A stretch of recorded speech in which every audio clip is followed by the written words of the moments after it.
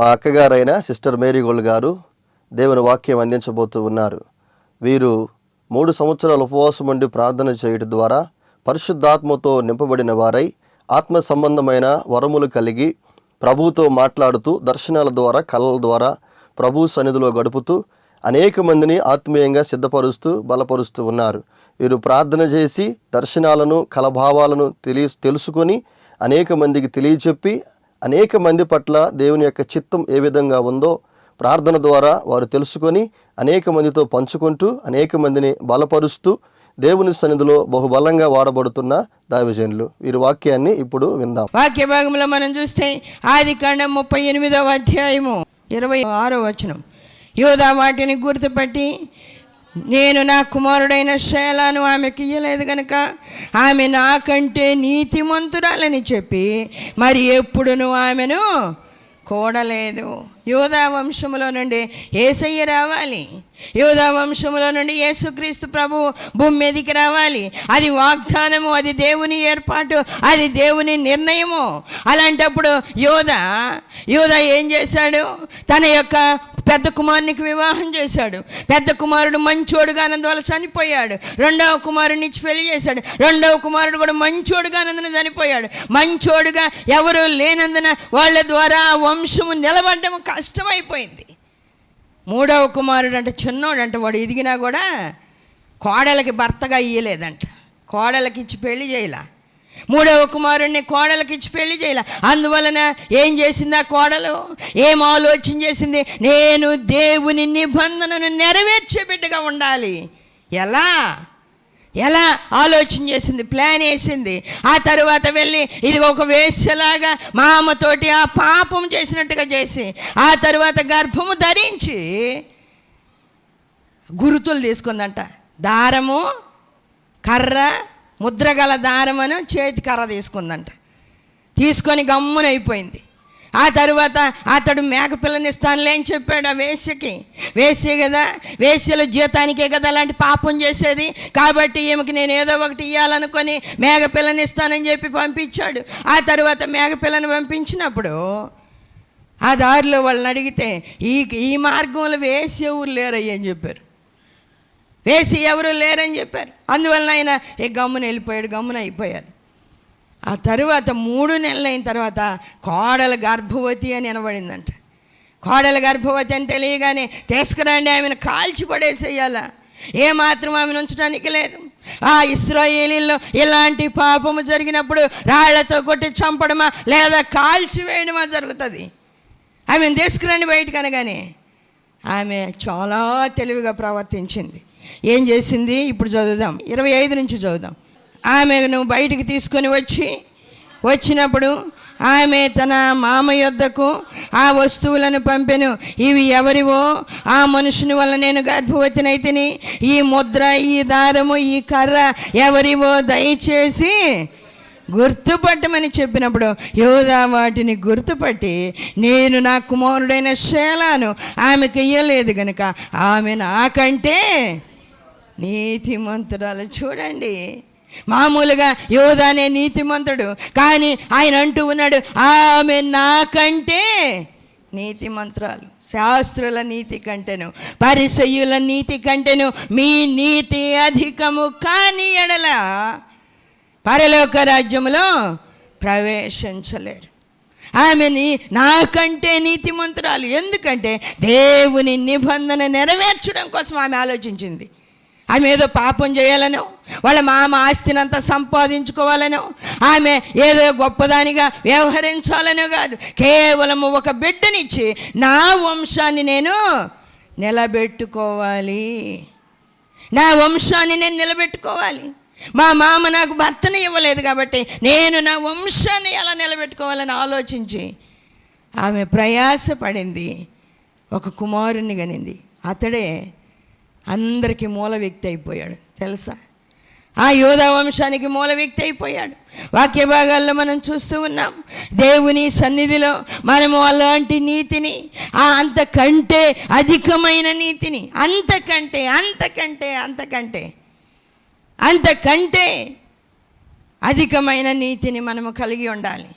యేసయ్యలో ఉన్న నీతి, యేసయ్యలో ఉన్న పరిశుద్ధత మనం కలిగి ఉండాలి.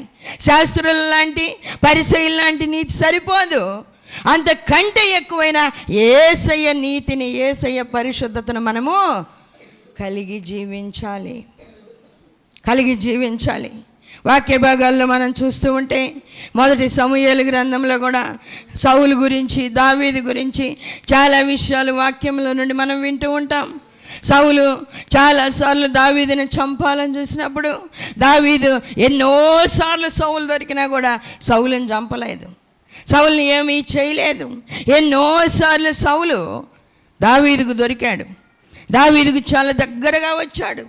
దావీదు వెళ్ళి తలగడ దగ్గర ఉన్న ఈటెను, నీళ్ల బుడ్డిని కూడా తీసుకొచ్చాడు, కానీ సౌలుని ఏం చేయలే. చాలాసార్లు అలా జరిగింది. వెనక వస్త్రాన్ని కత్తిరించాడు, అప్పుడు ఇంక ఏం చేయలేదు. చాలా సందర్భాల్లో సౌలు దొరికినా ఏం చేయనందున సౌలు అంటున్నాడు. వాక్య భాగంలో మనం చూస్తే మొదటి సమూయేలు గ్రంథం 24వ అధ్యాయము 17వ వచనము 18వ వచనం చూద్దాం. సౌలు, దావీదా నాయనా, ఈ పలుకు నీదేనా అని బిగ్గరగా ఏడ్చి దావీదుతో ఇట్లా, నేను యెహోవా నన్ను నీ చేతికి అప్పగించగా నన్ను చంపక విడిచినందుకు ఈ దినమున నీవు నా అపకారమునకు ఉపకారము చేసిన వాడవై నా ఎడల నీకున్న ఉపకార బుద్ధిని వెల్లడి చేసితివి గనక నీవు నాకంటే నీతిపరుడవు. చూడండి, నీవు నాకంటే నీతిపరుడవు. నీ యొక్క ఉపకార బుద్ధిని వెల్లడి చేయటం వలన, అదే నువ్వు నాకు దొరికింటేనే దెబ్బకు చంపేసేవాడిని, కానీ నేను దొరికితే నువ్వు నన్ను చంపలేదు. నేను దొరికినప్పుడు నువ్వు చంపలా నన్ను. ఎందుకు అంటే నువ్వు మంచోడివి కాబట్టి, నీ నీతి మంచిది కాబట్టి, నీవు భక్తిపరుడవు కాబట్టి, దేవుణ్ణి అనుసరించావు కాబట్టి. సౌలంట దావీదుకు యెహోవా తోడయ్యుండుట చూసి ఇంకా భయపడ్డాడంట. దావీదునకు యెహోవా తోడయ్యుండుట చూసి మరి ఎక్కువగా భయపడ్డము, మరి ఎక్కువగా భయపడ్డాం. నీతి కలిగి ఉండడం, అంతకంటే ఎక్కువైన నీతిని కలిగి ఉండడం. దావీదునంటూ ఉన్నాడు సౌలు, నాకంటే నీవు నీతిపరుడవు. శాస్త్రుల నీతి కంటే, పరిసయ్యుల నీతి కంటే మన నీతి అధికము కావాలి. అధికంగా ఉన్నప్పుడే, దేవునికి ఇష్టమైన బిడ్డలముగా జీవించినప్పుడే దేవుడు మనలను దృష్టించి ఆయన చిత్తాన్ని మన పట్ల నెరవేర్చుకుంటాడు. ఆయన చిత్తం మన పట్ల నెరవేర్చబడుతుంది. అలా మనం లేనప్పుడు ఆయన చిత్తము మన ద్వారా ఏ మాత్రము నెరవేర్చబడదు. మనం భ్రమలో బతకాల్సిందే, సచ్చేదాకా, చనిపోయేదాకా భ్రమలో బతకడమే. దేవుని సన్నిధిలో మనము దేవుని చిత్తానుసారంగా జీవించడం నేర్చుకోవాలి. ఆత్మ సంబంధముగా దేవుని యొక్క చిత్తంలో పరిపూర్ణంగా కొనసాగే వారమై ఉండాలి. అలా దేవుని సన్నిధిలో కొనసాగుతూ ఉన్న వాళ్ళని చూసి, కొనసాగుతూ ఉన్న వాళ్ళ గురించి ప్రభు ఎన్నో మాటలు మాట్లాడుతూ ఉన్నాడు. వాక్య భాగాల్లో కూడా మనం చూస్తూ ఉంటే లూకా సువార్త 18వ అధ్యాయంలో ప్రార్థన చేయడానికి దేవాలయానికి ఇద్దరు వెళ్ళారంట. ఒకడు పరిసయ్యుడు, ఒకడు సుంకరి. ఒక సుంకరి, ఒక పరిసయ్యుడు ఇద్దరు ప్రార్థన చేయడానికి దేవాలయానికి వెళ్ళారు. దేవాలయానికి వెళ్ళినప్పుడు, దేవాలయంలో ప్రార్థన చేయడానికి కూడి ఉన్నప్పుడు లూకా సువార్త 18వ అధ్యాయం 9వ వచనం నుండి, తామే నీతిమంతులని తాము నమ్ముకొని ఇతరులను తృణీకరించి కొందరితో ఆయన ఈ ఉపమానము చెప్పెను. ప్రార్థన చేయుటకు ఇద్దరు మనుషులు దేవాలయమునకు వెళ్ళిరి. వారిలో ఒకడు పరిసయ్యుడు, ఒకడు సుంకరి. పరిసయ్యుడు నిలవబడి, దేవా, నేను చోరులను, అన్యాయస్తులను, వ్యభిచారులనైన ఇతర మనుషుల వలనైనను ఈ సుంకరి వలనైనను ఉండనందుకు నీకు కృతజ్ఞతాస్తుతులు చెల్లించుచున్నాను. వారమునకు 2 మార్లు ఉపవాసము చేయుచు నా సంపాదన అంతటిలో 10వ వంతు చెల్లించుచున్నానని తనలో తాను ప్రార్థించుచుండెను. మంచి మాటలు చెబుతున్నాడు. ప్రభువా నేను చోరుడని కాదు, అన్యాయస్తుడిని కాదు. ఇశ్రాయేలీలకున్న ఒక విధంగా చెప్పాలంటే గర్వం అదే. మేము బాగానే ఉంటాం, మేము ధర్మశాస్త్రాన్ని అనుసరిస్తాం, మేము నీతిమంతులుగా ఉంటాం, మేము ప్రార్థనా పరులుగా ఉంటామని. చాలామంది నామకార్థంగా జీవించే క్రైస్తవులు కూడా ఏమంటారంటే నేను క్రైస్తవుడిని. క్రైస్తవుడు అయితే నీతో హృదయంలో ఉన్న పరిస్థితి, నీ హృదయంలో ఉన్న స్థితి ఎలా ఉందో గమనించుకోవాలి. గమనించుకోకుండా నేను క్రైస్తవుడినంత మాత్రాన ఏం ప్రయోజనం లేదు. ఈ పరిసయ్యుడు నిలబడి ప్రార్థన చేస్తున్నాడంట. నేను చోరుడని కాదు, అన్యాయస్తుడిని కాదు, పాపం చేయలేదు, నేను ఇదిగో ఈ సుంకరిలాగా కూడా లేనందుకు వందనాలని చదువుతున్నాడు దేవునికి.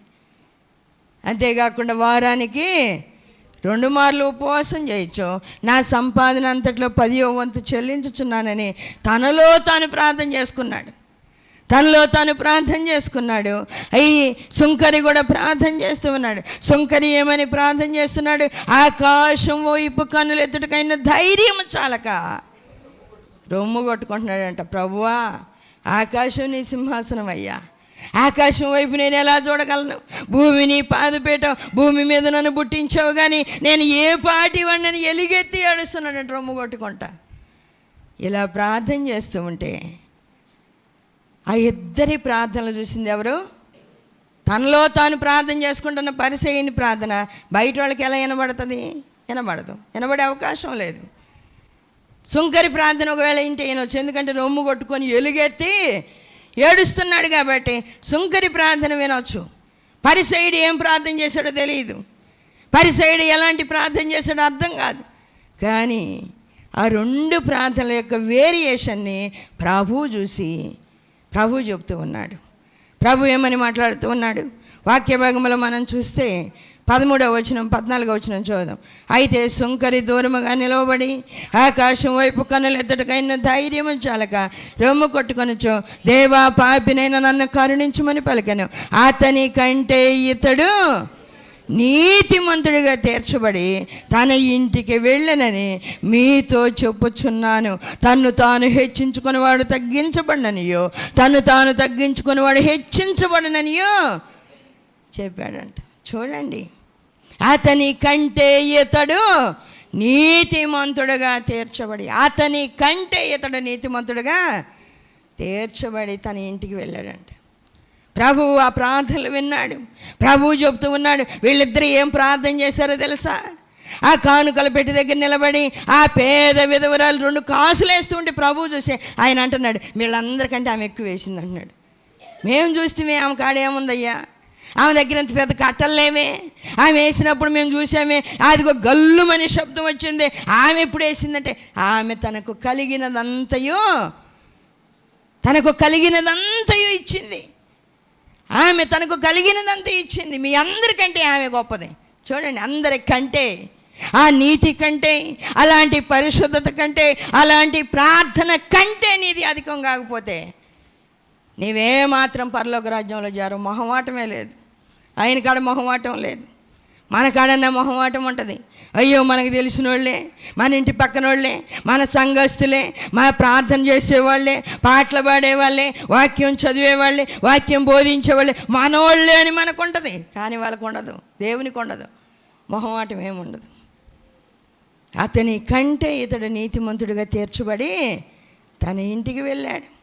అతని కంటే ఇతడు నీతిమంతుడిగా తీర్చబడి. రూతుని గురించి కూడా బోయజ్ అంటూ ఉన్నాడు, మునుపటి సత్ప్రవర్తన కంటే ఇప్పుడున్న సత్ప్రవర్తన అధికమైంది, అంతకు ముందు కంటే ఇప్పుడు అధికమైంది. కాబట్టి నీవు దేవుని అనుగ్రహం పొంది దేవుని రెక్కల నీడకి వచ్చేసావు. దేవుని రెక్కల నీడకి వచ్చావు. 3వ అధ్యాయం 10వ వచనంలో ఉంటుంది, చదవాల్సిన అవసరం లేదు. దేవుని సన్నిధిలో మనం ఆలోచన చేయాలి. మన యొక్క పరిస్థితి ఎలా ఉంది? ఎంతో కాలం నుంచి ప్రార్థనకు వస్తూ ఉన్నావు. నీ నీతి ఎలాంటిది? నీ యొక్క పరిశుద్ధత ఎలాంటిది? నీ యొక్క భక్తి ఎలాంటిది? నీ హృదయం అసలు ఎప్పుడన్నా కనబడిందా నీకు? వాక్యం అనే అద్దంలో చూసుకుంటే కనబడుతుంది. వాక్యమే అద్దం. ఆ వాక్యంలో నీ ముఖాన్ని చూసుకున్నట్టుగా, అద్దంలో నీ ముఖం చూసుకున్నట్లుగా వాక్యంలో నీ హృదయాన్ని చూసుకుంటే కనబడుతుంది. అలా చూసుకోకుండా బాగున్నానులే అనుకుంటే నీ హృదయం నీకు ఎలా కనబడుతుంది?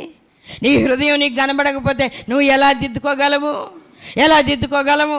ఒకరోజు నేను ప్రార్థన చేస్తూ ఉన్నప్పుడు ప్రభు అంటున్నాడు, ఇదిగో హృదయాన్ని ఇలా పరీక్షించుకోవాలి, ఇలా గమనించుకోవాలని కొన్ని చెప్పాడు ఆయన.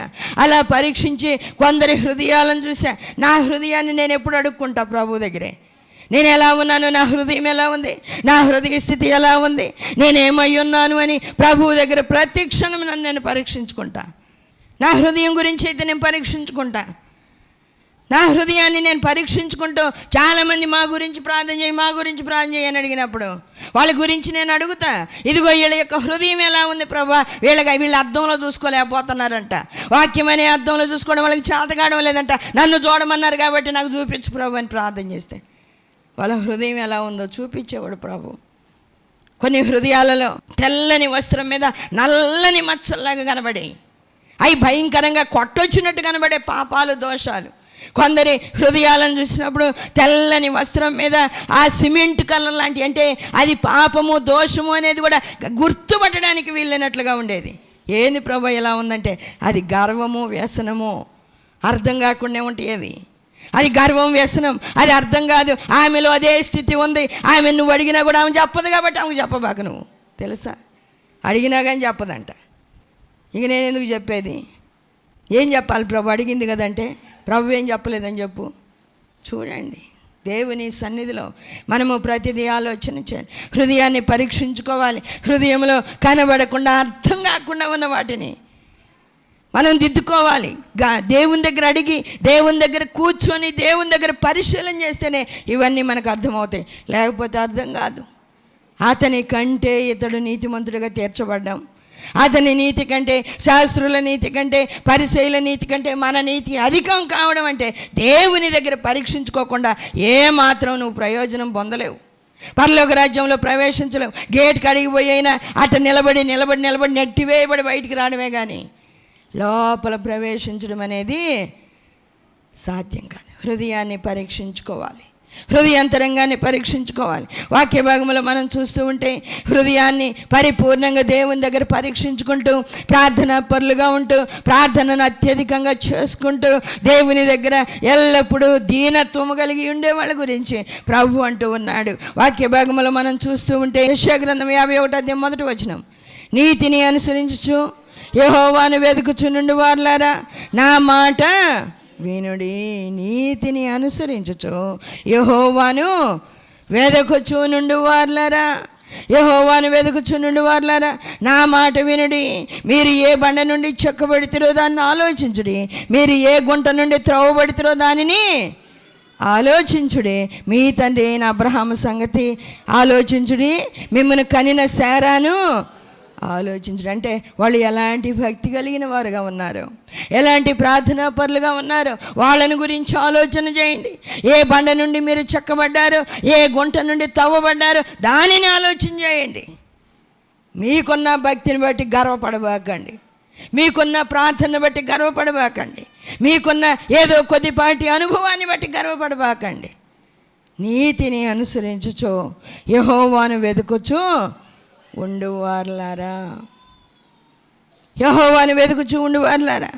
అదే అధ్యాయంలో ప్రభు మాట్లాడుతూ ఉన్నాడు 7వ వచనంలో, నీతిని అనుసరించు వారులారా నా మాట వినుడి, నా బోధన హృదయం అందించుకున్న జనులారా ఆలకించుడి. నీతిని అనుసరించే వాళ్ళంటే యెహోవాను వెతుకుతారంట, యెహోవాను వెతుకుతారు. నువ్వు వెతికావా? యెహోవాను ఎప్పుడైనా వెతికావా? ఆయన నీకు ఎప్పుడన్నా దొరికాడా? ఆయన దొరికితే ఆయన్ని నువ్వు ఎందుకు పట్టుకోలేదు? అబ్రహాముకు దొరికితే అబ్రహాం ఎలా పట్టుకున్నాడు? యాకోబుకు దొరికితే యాకోబు ఎలా పట్టుకున్నాడు? నీతిని అనుసరించుచు యెహోవాను వెదకుచు నుండి వారలారా, నీతిని అనుసరించు వారలారా నా మాట వినండి. దేవుణ్ణి దొరికించుకుంటే దేవుడు మనతో మాట్లాడతాడు. నా మాట వినండి, నా బోధన హృదయం అందించుకున్న జనులారా, హృదయం అందించుకున్న జనులారా. హృదయం అందించుకుంటే, నీతిని అనుసరిస్తే యెహోవా మనకు దొరుకుతాడు. యెహోవా దేవుడు మనకు దొరికినప్పుడు ఆయనను మనము హృదయంలో ఉంచుకుంటే, హృదయం అందు ఉంచుకుంటే, ఆయన మాట వింటూ ఉంటే, ఆయనకు లోబడి జీవిస్తుంటే మన సమస్యలన్నీ ఆయన చూస్తాడు. ఇది లేదు ప్రభా, ఇది లేదు ప్రభా, ఇది లేదు ప్రభా. అది లేదని ఆయనకి తెలియదా? ఇల్లు లేదని ఆయనకి తెలియదా? వాక్యం లేదని ఆయనకి తెలియదా? నీకు ఆహారం లేదని ఆయనకి తెలియదా? వస్త్రాలు లేవని ఆయనకి తెలియదా? అన్నీ ఆయనకి తెలుసు. నీవు నీతిని అనుసరించచ్చు నడుస్తూ ఉన్నప్పుడు నీకు వచ్చే నిందలు తెలుసు, అవమానాలు తెలుసు, బాధలు తెలుసు, ఆహారం లేదని తెలుసు, నీళ్ళు లేవని తెలుసు, వస్త్రాలు లేవని తెలుసు, అన్నీ తెలుసు ఆయనకి. అందుకే ఆయన అంటున్నాడు, అవన్నీ నేను చూసుకుంటానులే. ఆయన అంటున్నాడు, మనుషులు పెట్టు నిందకు భయపడకుడి, వారి దూషణ మాటలకు దిగులు పడకుడి. మనుషులు పెట్టు నిందకు భయపడకుడి, వారి దూషణ మాటలకు దిగులు పడకుడి. నిజంగా దేవుణ్ణి హత్తుకొని ఉన్న వాళ్ళకి ఇలాంటి నిందలు అవమానాలు ఖచ్చితంగా వస్తాయి. రావు అని ఎవరని చెబితే అది ఖచ్చితంగా అబద్ధమే. ఖచ్చితంగా ఇలాంటి శ్రమలు వస్తాయి.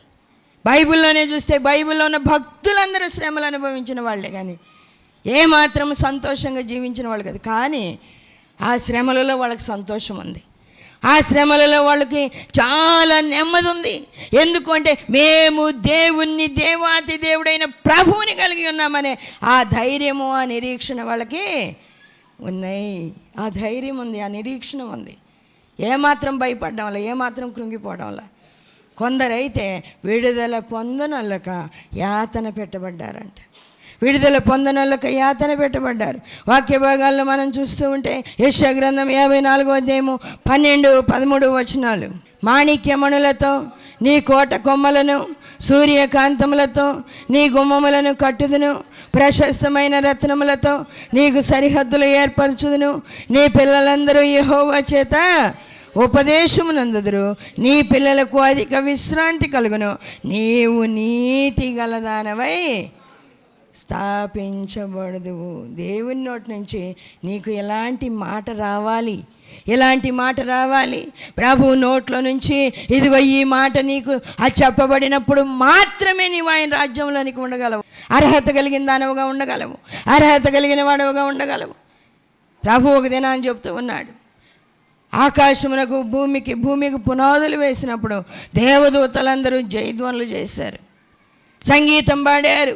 చాలా ఉన్నతంగా అలాంటి ఆ సంతోషకరమైన పరిస్థితుల్లో పునాదులు వేస్తే ఆయన అంటున్నాడు, క్రొత్త ఆకాశమునకు క్రొత్త భూమికి నీతిమంతులందరూ నిలబడి జయధ్వనులు చేస్తారు. దానికి పునాది వేయాలి అంటే నీతితోనే. నీతి నివసించే రాజ్యం అది. నీతిమంతుడైన ప్రభు అక్కడ రాజాతిరాజుగా ఆ సింహాసనము మీద ఆసీనుడై ఉంటాడు. ఆయనను అనుసరించే మనమందరం కూడా నీతి కలిగిన వారమై ఆ క్రొత్త ఆకాశము క్రొత్త భూమికి పునాదులు వేసేటప్పుడు అక్కడ ఉంటాం. దేవదూతలు కాదు ఇప్పుడు ఉండేది. ఇప్పుడైతే మీరు సియోనను కొండకును, జీవము గల దేవుని పట్టణమునకును, నూతనమైన యెరూషలేమును. హెబ్రీయులకు రాసిన పత్రిక 12వ అధ్యాయము 22వ వచనం నుండి చూద్దాం. ఇప్పుడైతే సియోనను కొండకును, జీవము గల దేవుని పట్టణమునకును, అనగా పరలోకపు యెరూషలేమునకును, వేవేల కొలది దేవదూతల యొద్దకును, పరలోకమందు వ్రాయబడి ఉన్న జ్యేష్ఠుల సంఘమునకును, వారి మహోత్సవమునకును, అందరి న్యాయాధిపతి అయిన దేవుని యొద్దకును, సంపూర్ణ సిద్ధి పొందిన నీతిమంతుల ఆత్మల యొద్దకును, క్రొత్త నిబంధనకు మధ్యవర్తి అయిన యేసునొద్దకును, హేబేలు కంటే మరి శ్రేష్టముగా పలుకు ప్రోక్షణ రక్తమునకును మీరు వచ్చి ఉన్నారు. చూడండి, హేబేలు కంటే మరి శ్రేష్టముగా పలుకు ప్రోక్షణ రక్తమునకు వచ్చి ఉన్నావా? వాక్యం వింటూ ఉన్న ప్రియ సహోదరి సహోదరుడా, దేవుని యొక్క సముఖములో, ఆయన సముఖములోనికి, ఆయన నిర్మించబోయే ఆ క్రొత్త ఆకాశములోనికి, క్రొత్త సంఘములోనికి, వేవేల కొలది దేవదూతల యొద్దకు, జ్యేష్ఠుల సంఘానికి వచ్చే అనుభవము, ప్రార్థన జీవితము నీకు ఉందో లేదో నీవు పరీక్ష చేసుకోవాలి, పరీక్షించుకోవాలి.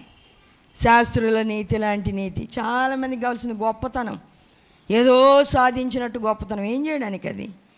నేనైతే అసలు దాన్ని ఇష్టపడను. అలాంటి గొప్పతనం అవసరం. దేవుడు పొగడాలి. ఏదైనా పొగడాల్సి వస్తే బలా నమ్మకమైన మంచి దాసుడా అని ప్రభువు పొగిడినట్టుగా. కొందరినామంటాడు, ఇదిగో ఇశ్రాయేలీలలో ఇంత విశ్వాసం ఉన్నట్టు నేను చూడలేదు. ఇశ్రాయేలీలు ఇంత విశ్వాసం ఉన్నట్టు చూడలా. ఇశ్రాయేలీలందరికంటే ఇతడు విశ్వాసము గలవాడని శతాధిపతి గురించి ప్రభు చెప్తున్నాడు. కనాను స్త్రీ గురించి ప్రభు చెప్తూ ఉన్నాడు. అందుకే మనము దేవుని చేత పొగడబడే వారమై ఉండాలి. అలాంటి దీనత్వం కావాలి, కానీ మనుషుల చేత పొగడతలు అవసరం లేదు. అలాంటి పొగడతల ద్వారా నీకేం వరగదు, అసలు నీకేమి ఏ కొప్పు రాదు, ఏ కిరీటం రాదు. దేవుడు పొగడాలి. అందుకే ఆత్మ సంబంధమైన ఆలోచన గ్రహింపు కలిగిన వారముగా ఉండాలి. నీతి నివసించే ఆ రాజ్యం. పేతురు పత్రికలో పేతురు చెప్తూ ఉన్నాడు, ఇవన్నీ ఇట్లు లయమైపోతాయి. పేతురు రాసిన 2వ పత్రిక 3వ అధ్యాయము 11వ వచనం నుండి చూద్దాం. ఇవన్నీ ఇట్లు లయమైపోవునవి గనక ఆకాశములు రవులుకొని లయమైపోవునటియు, పంచభూతములు మహావేంద్రముతో కరిగిపోవునటియు, దేవుని దినపు రాకడ కొరకు కనిపెట్టుచు దానిని ఆశతో అపేక్షించుచు మీరు పరిశుద్ధమైన ప్రవర్తనతో భక్తితో ఎంతో జాగ్రత్త గలవారై ఉండాలి. కొద్దిగా జాగ్రత్త కాదు. నేను ముగిస్తూ ఉన్నాను. దేవుడి మాటలు దీవించును గాక. ప్రార్థన చేసుకుందాం. చేయండి, అందరూ ప్రార్థన చేయండి. అవును ప్రభువా, నన్ను బలపరచయ్యా, నన్ను క్షమించునైనా, నన్ను ఆత్మతో నింపు ప్రభువా. నా భక్తి సరైంది కాదు ప్రభువా. ఇంతవరకు నీ ముఖ దర్శనం నాకు దొరకలేదు. నీతిని అనుసరించుచు యెహోవాను వెదకుచూ ఉండేవారులారు అన్నావు, కానీ నేను వెదికానా ప్రభువా? వెదికితే నువ్వు నాకు కనబడాలి కదా. నాకు కనబడలేదయ్యా, నన్ను క్షమించయ్యా. నేను నిన్ను చూడాలి, నేను నీతో మాట్లాడాలి ప్రభువా. అట్టి అనుభవం నాకు కావాలని ప్రార్థన చేద్దాం. చేయండి, అందరూ ప్రార్థన చేయండి. కృపగలిగిన దేవా, సర్వాధికారి అయిన తండ్రి, మహోన్నతుడా, పరిశుద్ధుడా, మీకే వందనాలు, స్తోత్రాలు స్తోత్రాలు స్తోత్రాలు స్తోత్రాలు. స్తుతులకు పాత్రుడా, స్తోత్రార్హుడా, స్తుతుల మధ్యలో వర్షించుచున్న దేవా, మీకు స్తోత్రాలు. ఇదిగో ఈరోజు చాలా శ్రేష్టమైన మాటలు మీరు వినిపించారు. శాస్త్రుల నీతి కంటే, పరిసయ్యుల నీతి కంటే మీ నీతి అధికము కాని ఎడల పరలోక రాజ్యములో ప్రవేశించలేరన్నారు. యోధా కోడల్ని చూసి అంటూ ఉన్నాడు, నాకంటే ఆమె నీతిమంతురాలు అని. సౌలు దావీదుని చూసి అంటున్నాడు, నాకంటే నువ్వు నీతిపరుడు అని. అవును ప్రభువా, మీరు నైనా మమ్మల్ని ఎలాంటి మాటలతో పొగిడేటట్లుగా అట్టి భక్తి జీవితాన్ని మీ బిడ్డలందరికీ దయచేయండి. ఆత్మతో నింపండి, బలపరచండి. సాతాను తంత్రాలపై జయమివ్వండి. దురాత్మలను ఎదిరించి జయించగలిగిన శక్తినివ్వండి. అనారోగ్యంతో ఉన్న బిడ్డలను ముట్టండి. నెమ్మది లేని వారికి నెమ్మది దయచేయండి ప్రభువా. నాయన ఉద్యోగాలు లేని వారికి ఉద్యోగం ఇవ్వండి. వివాహాలు కాక బాధపడే వాళ్ళకి వివాహాలు జరిగించండి. ఇదిగో నాయన ఆర్థికంగా బలహీనమైపోయి భోజనానికి కూడా లేక బాధపడే వాళ్ళు ఉన్నారు ప్రభువా. అటు బిడ్డలకు ఆహారము దయచేయండి. వస్త్రాలు లేని వారికి వస్త్రాలు దయచేయండి ప్రభా.